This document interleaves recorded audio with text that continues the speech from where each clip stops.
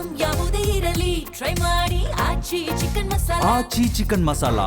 GBA ಚುನಾವಣೆಗೆ ಚುನಾವಣಾ ಆಯೋಗ ತಯಾರಿಯನ್ನ ನಡೆಸಿಕೊಳ್ತಾ ಇದೆ. ರಾಜ್ಯ ಚುನಾವಣಾ ಆಯೋಗದ ಸಭೆ ಮುಕ್ತಾಯವಾಗಿದೆ. ಆಯುಕ್ತರಿಂದ ಮಾಹಿತಿ ಪಡೆದ ಚುನಾವಣಾ ಆಯುಕ್ತರು 5 ನಗರ ಪಾಲಿಕೆಗಳ ಚುನಾವಣೆ ಸಂಬಂಧ ಮಾಹಿತಿಯನ್ನ ಪಡೆದುಕೊಂಡಿದ್ದಾರೆ. ಆಯುಕ್ತರಿಂದ ವಾರ್ಡ್ ವಿಂಗಡಣೆ, ಮತದಾರರ ಪಟ್ಟಿ, ಮೀಸಲಾತಿ ಪೂರ್ಣಗೊಂಡಿರುವ ಬಗ್ಗೆ ಮಾಹಿತಿ ಸಂಗ್ರಹ ಮಾಡಲಾಗಿದೆ. ಯಾವುದೇ ಕಾರ್ಯಕ್ರಮಗಳಿದ್ರೂ ಕೂಡ ಶೀಘ್ರದಲ್ಲೇ ಮುಗಿಸಬೇಕು ಅಂತ ಹೇಳಿ ಸೂಚನೆಯನ್ನ ನೀಡಲಾಗಿದೆ. ಚುನಾವಣೆ ದಿನಾಂಕ ಶೀಘ್ರದಲ್ಲೇ ಜಾರಿಗೆ ಆಗುತ್ತೆ. ಆ ಒಂದು ಸೂಚನೆ ಬಂದಿರುವ ಕಾರಣ ಯಾವುದೇ ಕಾರ್ಯಕ್ರಮಗಳಿದ್ರೂ ಕೂಡ ಶೀಘ್ರವಾಗಿ ಮುಗಿಸಬೇಕು ಅಂತ ಹೇಳಲಾಗಿದೆ. ಜಿಬಿಎಗೆ ರಾಜ್ಯ ಚುನಾವಣಾ ಆಯೋಗ ಈ ರೀತಿಯಾಗಿ ಸೂಚನೆಯನ್ನ ನೀಡಿರುವಂತದ್ದು. ಚುನಾವಣೆಗೆ ಆರ್ಒ, ಎಇಆರ್ಒ, ಬಿಎಲ್ಒಗಳ ನೇಮಕಾತಿಗೆ ಜಿಬಿಎ ಆಯುಕ್ತರಿಗೆ ಸೂಚನೆ ನೀಡಲಾಗಿದೆ. ಸರ್ಕಾರಿ ಪ್ರಾಯೋಜಿತ ಯಾವುದೇ ಕಾರ್ಯಕ್ರಮಗಳಿದ್ರೂ ಕೂಡ ಶೀಘ್ರವೇ ಮುಗಿಸಬೇಕು ಅಂತ ಹೇಳಿ ಸೂಚನೆ ನೀಡಲಾಗಿದೆ.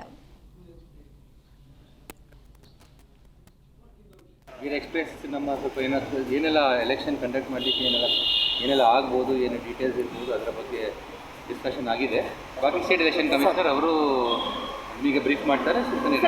ವಿ ಹ್ಯಾವ್ ರಿಕ್ವೆಸ್ಟೆಡ್ ಎಕ್ಸ್ಪ್ರೆಸ್ ನಮ್ಮ ಸ್ವಲ್ಪ ಏನೆಲ್ಲ ಎಲೆಕ್ಷನ್ ಕಂಡಕ್ಟ್ ಮಾಡಲಿಕ್ಕೆ ಬಿಬಿಎಂಪಿ ಚುನಾವಣೆ ವಿಳಂಬ ವಿಚಾರವಾಗಿ ಮತ್ತೆ ರಾಜಕೀಯ ಚರ್ಚೆಗಳು ಜೋರಾಗ್ತಾ ಇರುವಂತದ್ದು.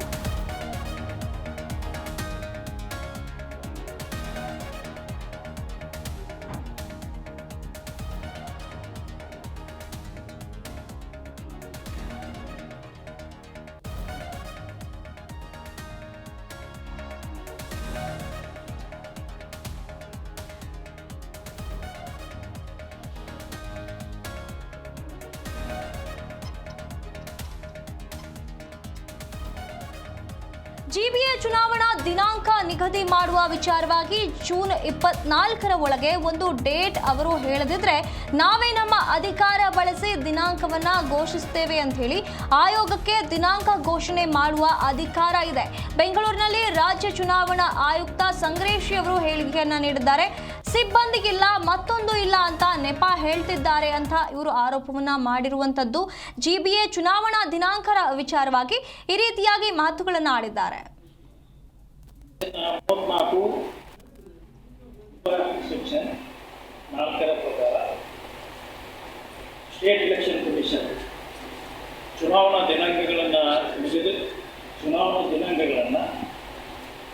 ಜಿಬಿಎ ಜೊತೆ ಸಮಾಲೋಚಿಸಿ ನಿಗದಿಪಡಿಸತಕ್ಕದ್ದು ಅಂತ ಕಾನೂನು ಇದ್ದ ಮೇರೆಗೆ ನಾವು ಜಿಬಿಎದ ಮೆಂಬರ್ ಸೆಕ್ರೆಟರಿ ಆದಂಥ ಚೀಫ್ ಕಮಿಷನರ್ ಜಿಬಿಎದ ಚೀಫ್ ಕಮಿಷನರ್ ಅವರಿಗೆ ಪತ್ರವನ್ನು ಬರೆದಿದ್ದೆವು.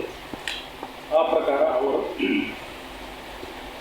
ಕಳೆದ 34ರ ಜಿಬಿಎ ಆ್ಯಕ್ಟ್ ಅನ್ನು ಇನ್ವೋಕ್ ಮಾಡಿ ಅವರಿಗೆ ಜಿಬಿಎ ಏನೋ ಮೆಂಬರ್ ಬೋರ್ಡ್ ಇದೆಯಲ್ಲ ಅವರಿಗೆ ಅಥರೈಸೇಷನ್ ಕೊಟ್ಟ ಹಿನ್ನೆಲೆಯಲ್ಲಿ ಅವರೂ ಒಪ್ಪಿದ್ರು.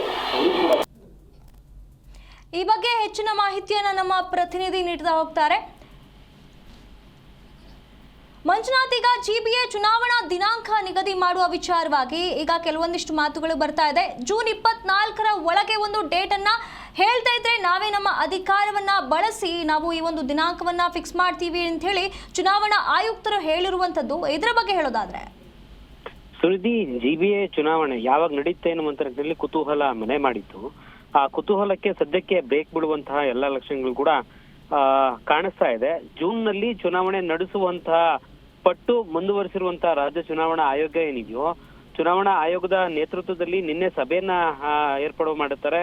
ಸಭೆಯನ್ನ ಸಿಎಂ ಅವರು ಇಲ್ಲದಂತಹ ಕಾರಣದಿಂದಾಗಿ ಅವ್ರು ಬಿಸಿ ಇದ್ದಾರೆ ಎನ್ನುವಂತ ಕಾರಣದಿಂದಾಗಿ ದಿನಾಂಕವನ್ನ ಮುಂದೂಡುವಂತ ಕೆಲಸಕ್ಕೆ ಮುಂದಾಗಿತ್ತು. ಆದ್ರೆ ಇವತ್ತು ಚುನಾವಣಾ ಆಯೋಗದ ಸಭಾಂಗಣದಿಂದ ನೇರವಾಗಿ ಸೌಧದ 3ನೇ ಮಹಡಿಗೆ ಶಿಫ್ಟ್ ಆಗಿತ್ತು. ಇವತ್ತು ಸಭೆಯಲ್ಲಿ ಸಾಕಷ್ಟು ಅಧಿಕಾರಿಗಳೆಲ್ಲರೂ ಕೂಡ ಭಾಗಿಯಾಗಿದ್ರು. ಅದರಲ್ಲಿ ಮುಖ್ಯವಾಗಿ ಚುನಾವಣಾ ಆಯೋಗದ ಆಯುಕ್ತರು, ಜಿಬಿಎ ಮುಖ್ಯ ಆಯುಕ್ತರಾಗಿರುವಂತಹ ಮಹೇಶ್ವರ ರಾವ್ ಅವರು ಸೇರಿದಂತೆ ಡಿಸಿಎಂ, ಸಿಎಂ ಎಲ್ಲರೂ ಕೂಡ ಇವತ್ತು ಸಭೆಯಲ್ಲಿ ಭಾಗಿಯಾಗಿ 11 ಗಂಟೆಗೆ ನಡೆದಂತಹ ಸಭೆಯಲ್ಲಿ ಒಂದಷ್ಟು ತೀರ್ಮಾನಗಳು ಕೈಗೊಳ್ಳುವಂತಹ ಕೆಲಸ ಆಗಿದೆ.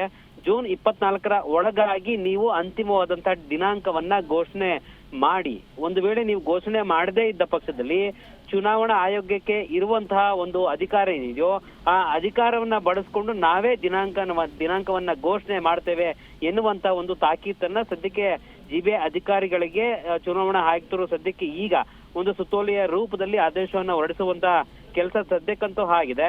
ಈ ಒಂದು ವಿಚಾರವಾಗಿ ನೋಡೋದಾದ್ರೆ ಸಾಕಷ್ಟು ವರ್ಷಗಳಿಂದ ಜಿಬಿಎ ಚುನಾವಣೆ ನಡೆದಿರ್ಲಿಲ್ಲ. ಅಂದ್ರೆ ಈ ಹಿಂದೆ ಬಿಬಿಎಂಪಿ ಆಡಳಿತ ಅವಧಿಯಲ್ಲಿ ಏನು ಅಂತ್ಯಗೊಂಡಿತ್ತು, ಗೌತಮ್ ಕುಮಾರ್ ಅವರ ಅಂತಿಮವಾದಂತ ಒಂದು ಏನು ಮೇಯರ್ ಸ್ಥಾನ ಏನಿತ್ತು ಆ ಸ್ಥಾನಕ್ಕೆ ಕೊನೆಗೊಳ್ಳುವಂತ ಕೆಲಸ ಆಗಿತ್ತು. ಅದಾದ ನಂತರ 5 ಪಾಲಿಕೆಗಳಾಗಿ ವಿಂಗಡಣೆ ಆಗುವಂತ ಕೆಲಸ ಆಗುತ್ತೆ. ಬಿಬಿಎಂಪಿ ಹೋಗಿ ಜಿಬಿಎ ಕೂಡ ಆಗತ್ತೆ. ಅದಾದ ಬಳಿಕ ಯಾವಾಗ ಎಲೆಕ್ಷನ್ ನಡೆಯುತ್ತೆ ಅನ್ನುವಂತ ನಿಟ್ಟಿನಲ್ಲಿ ಸಾಕಷ್ಟು ಕುತೂಹಲ ಮನೆ ಮಾಡಿತ್ತು. ಜಗಾಟಗಳು ಕೂಡ ನಡೀತಾ ಇದ್ದು ಕಾಂಗ್ರೆಸ್ ವರ್ಸಸ್ ಬಿಜೆಪಿ ಎನ್ನುವಂತ ನಿಟ್ಟಿನಲ್ಲಿ. ಅದೆಲ್ಲದಕ್ಕೂ ಕೂಡ ಒಂದು ಫುಲ್ ಸ್ಟಾಪ್ ಆಗ್ಬೇಕು ಎನ್ನುವಂತ ನಿಟ್ಟಿನಲ್ಲಿ ಸುಪ್ರೀಂ ಕೋರ್ಟ್ಗೆ ಈ ಒಂದು ಕೇಸ್ ರವಾನೆ ಆಗುವಂತ ಕೆಲಸ ಆಗುತ್ತೆ. ಸುಪ್ರೀಂ ಕೋರ್ಟ್ ಕೂಡ ಒಂದು ದಿನಾಂಕವನ್ನ ಘೋಷಣೆ ಮಾಡಿ ನೀವು ಚುನಾವಣೆ ನಡೆಸಬಹುದು ಎನ್ನುವಂತ ಸುಪ್ರೀಂ ಕೋರ್ಟ್ ಕೂಡ ಆದೇಶವನ್ನ ಕೊಡುವಂತ ಕೆಲಸ ಸದ್ಯಕ್ಕೆ ಚುನಾವಣಾ ಆಯೋಗಕ್ಕೆ ಒಂದು ರೀತಿಯಂತ ಆದೇಶದ ರೂಪದಲ್ಲಿ ಕೊಡುವಂತ ಕೆಲಸ ಆಗಿದೆ. ಹೀಗಾಗಿ ಇವತ್ತು ಸಭೆಯನ್ನ ಮಾಡಿದಂತಹ ಚುನಾವಣಾ ಆಯೋಗದ ಕಮಿಷನರ್ ಅವರು ಅಂದ್ರೆ ಈ ಒಂದು ಸಂದರ್ಭದಲ್ಲಿ ನೀವು ಯಾವ್ದಾದ್ರು ಒಂದು ಡೇಟ್ ಅನ್ನ ಕನ್ಫರ್ಮ್ ಆಗಿ ಹೇಳಬೇಕು. ಹೇಳದೇ ಇದ್ದ ಪಕ್ಷದಲ್ಲಿ ನಮ್ಮ ಅಧಿಕಾರವನ್ನ ಬಳಸ್ಕೊಂಡು ನಾವು ದಿನಾಂಕವನ್ನ ಘೋಷಣೆ ಮಾಡ್ತೇವೆ. ನೀವು 5 ಪಾಲಿಕೆಗಳ ಚುನಾವಣೆಯನ್ನ ಒಂದಷ್ಟು ಕಾನೂನಿನ ಪ್ರಕಾರವಾಗಿ ಏನಿದೆಯೋ ಆದೇಶದಂತೆ ನೀವು ಮಾಡ್ಲೇಬೇಕೆನ್ನುವಂತ ಸದ್ಯಕ್ಕೆ ತಾಕೀತನ್ನ ಕೊಡುವಂತ ಕೆಲಸ ಆಗಿದೆ. ಈ ಮೂಲಕವಾಗಿ ಸದ್ಯಕ್ಕೆ ಚುನಾವಣಾ ಆಯೋಗದ ಸಭೆ ಮುಗಿದಾದ ಬಳಿಕ ಚುನಾವಣೆಗೆ RO ಆಗ್ಬೋದು, ARO, BLOಗಳು ನೇಮಕಾತಿ ಸಂಬಂಧಪಟ್ಟಾಗೆ ನಮಗೆ ಅಧಿಕಾರಿಗಳ ಕೊರತೆ ಇದೆ, ಸಿಬ್ಬಂದಿಗಳ ಕೊರತೆ ಇದೆ, ಒಂದಷ್ಟು ದಿನಾಂಕವನ್ನ ನೀವು ಮುಂದೂಡಬೇಕು, ಸೆಪ್ಟೆಂಬರ್ ವರೆಗೂ ಮುಂದೂಡಬೇಕು ಎನ್ನುವಂತ ಜಿಬಿಎ ಅಧಿಕಾರಿಗಳಿಂದ ಒಂದು ರೀತಿಯಾದಂತ ಮನವಿಯನ್ನ ಮಾಡುವಂತ ಕೆಲಸ ಆಗ್ತಾ ಇದೆ. ಆದ್ರೆ ಚುನಾವಣಾ ಆಯೋಗ ಏನಿದೆಯೋ ಚುನಾವಣಾ ಆಯೋಗ ಇದಕ್ಕೆ ಯಾವುದೇ ಕಾರಣಕ್ಕೂ ಕೂಡ ನಾವು ಒಪ್ಪೋದಿಲ್ಲ, ನಾವು ಹೇಳಿದಂತ ದಿನಾಂಕಕ್ಕೆ ನೀವು ಚುನಾವಣೆ ಮಾಡಬೇಕು ಎನ್ನುವಂತ ನಿಟ್ಟಿನಲ್ಲಿ ಸದ್ಯಕ್ಕೆ ಇವತ್ತು ನಡೆದಂತ ಸಭೆಯ ಒಂದು ಮುಖ್ಯ ಉದ್ದೇಶವನ್ನ ಅಲ್ಲಿ ಏನು ಭಾಗಿಯಾಗಿದ್ರಲ್ಲ ಸಂಗ್ರೇಶಿ ಅವರ ಹೇಳಿಕೆ ರೂಪದಲ್ಲಿ ಸದ್ಯಕ್ಕೆ ಈಗ ಒಂದು ಮಾಹಿತಿ ಬರ್ತಾ ಇದೆ. ಮಾಹಿತಿ ತಕ್ಕನಾಗೆ ಅವರು ಹೇಳಿಕೆಯು ಕೂಡ ಸದ್ಯಕ್ಕೆ ಈ ಒಂದು ಚುನಾವಣೆ ನಡೆಯುವಂತ ಸಾಧ್ಯತೆಗಳು ಇದೆ ಎನ್ನುವಂತ ನಿಟ್ಟಿನಲ್ಲೂ ಕೂಡ ಸಂಪೂರ್ಣವಾಗಿ ಗೊತ್ತಾಗ್ತಾ ಇದೆ.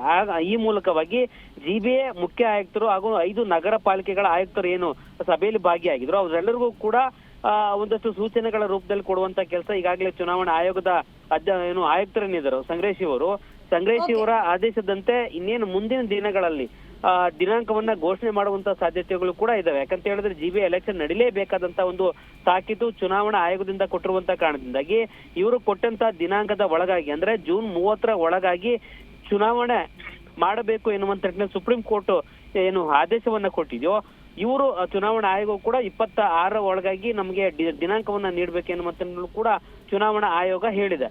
ಹೀಗಾಗಿ ಅಂತಿಮವಾದಂತ ಒಂದು ದಿನಾಂಕವನ್ನ ಜಿಬಿಎ ಅಧಿಕಾರಿಗಳು ಸದ್ಯದಲ್ಲೇ ಸ್ಪಷ್ಟಪಡಿಸುವಂತ ಕೆಲಸ ಜೊತೆಗೆ ದಿನಾಂಕವನ್ನ ಅನೌನ್ಸ್ ಮಾಡುವಂತ ಕೆಲಸ ಕೂಡ ಸಾಧ್ಯತೆಗಳು ಹೆಚ್ಚಿನ ರೂಪದಲ್ಲಿ ಕಾಣಿಸ್ತಾ ಇದೆ. ಸುನಿಧಿ, ಧನ್ಯವಾದಗಳು ಮಂಜುನಾಥ್ ನಿಮ್ಮೆಲ್ಲ ಮಾಹಿತಿಗಾಗಿ.